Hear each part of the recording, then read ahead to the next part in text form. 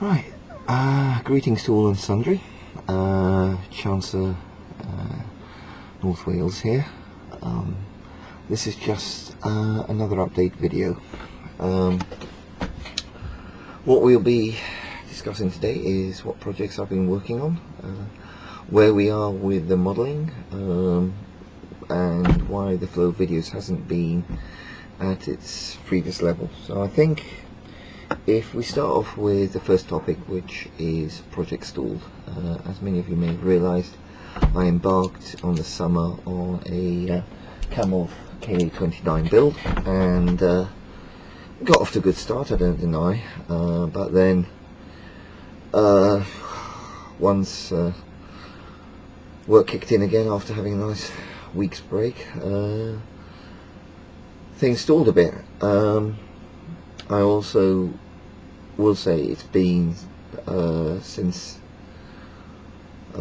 August, it's been a good run of wargaming time. So while conventional modelling, not the level I'd like it to be at, is I have painted up my third Dystopian Wars fleet, so I can now put 1,000 points of Russian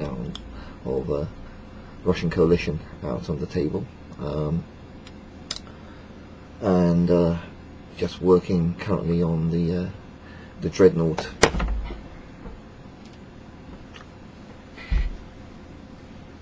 This beastie. When this ship is done, my current run of Dystopian Wars painting will be done.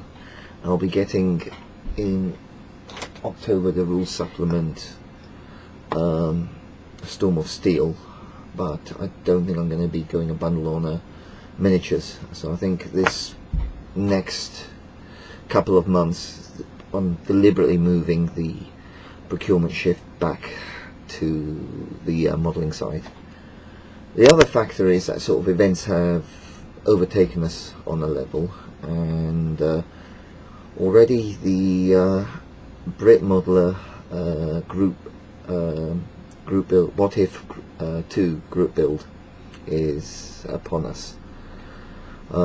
So I consequently don't want to. I enjoyed the last one a couple of years ago, and this is definitely a group build I'm getting my teeth into. I kind of stuffed up a bit on the steampunk one because I was painting up so many steampunk war games miniatures. So I am embarking on a project on that. What's going to happen with the camels? They'll be tucked away. When the group build project is done, I'll be getting my teeth back into the Camel build. I've got all the reference materials, so not flowing the way I would, but you know, my modelling table has had other stuff on it, so it's going to be a bit of a shift round. The camels will be done before the end of the year. I mean, that's got to be a core goal. So that really covers where we're at on the model making side, and I'll be chatting a little bit today about what I'm doing for the group build. But before we get to that, a little bit more about what's been going on. As I said, it's been a great period. It's been a good period for wargaming. I've kept largely the Thursday night sacrosanct, and played an awful lot of Dystopian Wars.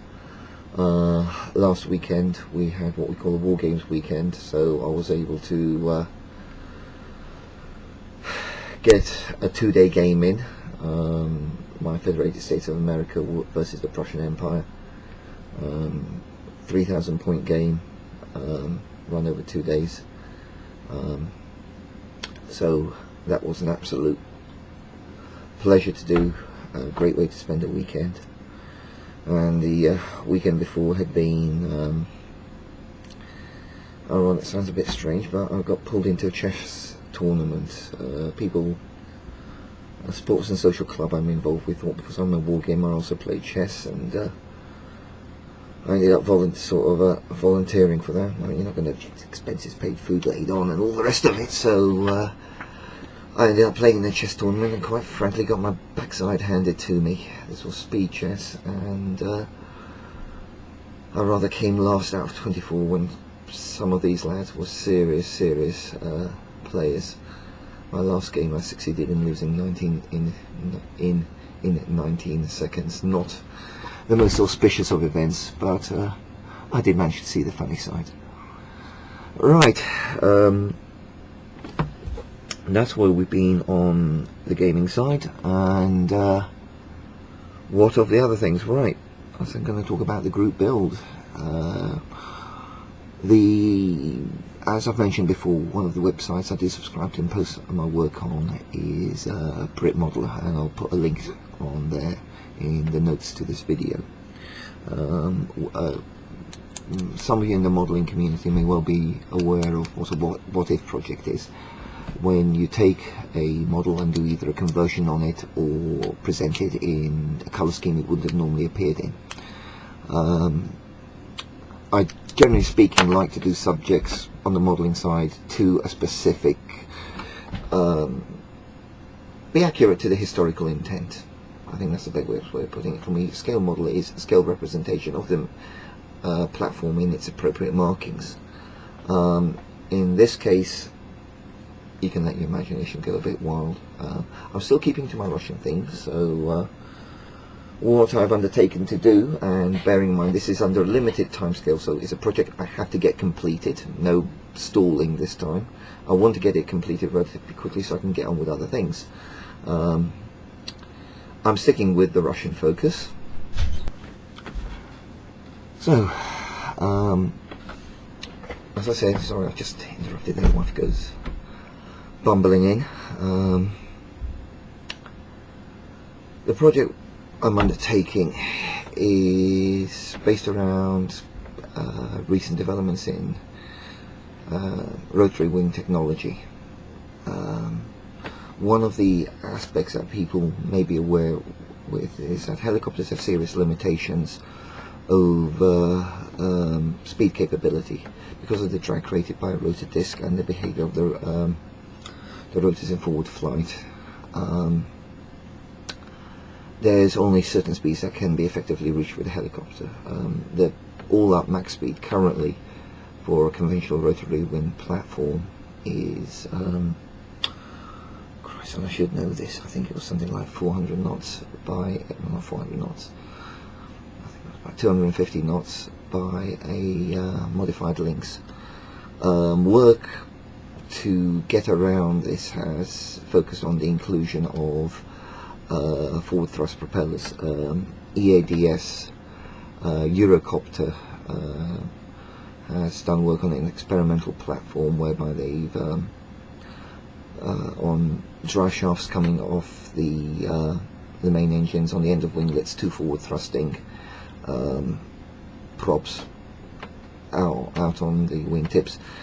They generate forward thrust. The main rotor blade slows down because you can't have the rotor blade going supersonic with a helicopter. On a historical aside, one aircraft did have prop blades that went supersonic.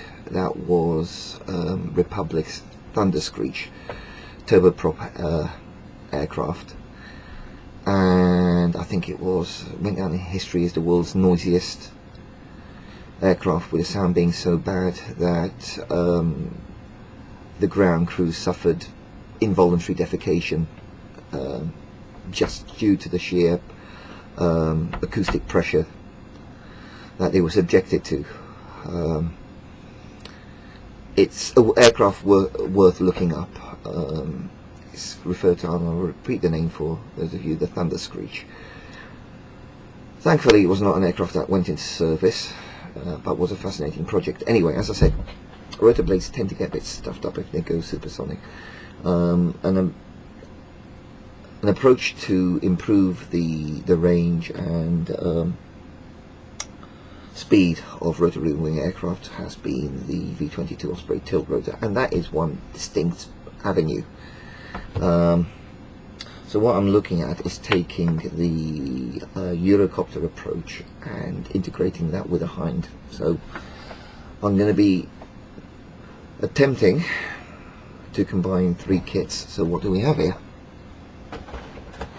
Well, from my stash I have a hind, which was meant to be being built for a mate, but he's allowed me to use it for this, the FX hind. The wings and engines and tail surfaces I'll be getting from a Pucara. I'll be giving the Hind a new cockpit and some other systems, which I will be getting from this is another kit that's come from my stash. So for this project the only thing I've had to buy in addition has been this Pucara, which I picked up from Model Zone in Chester today. So it's going to be an interesting little activity. It will be photograph recorded and it will be a video generated on it. So apologies for my rather lackluster output. Life has, well, I've not been wargaming, it's been about coming in late and crashing down in a rather dazed state.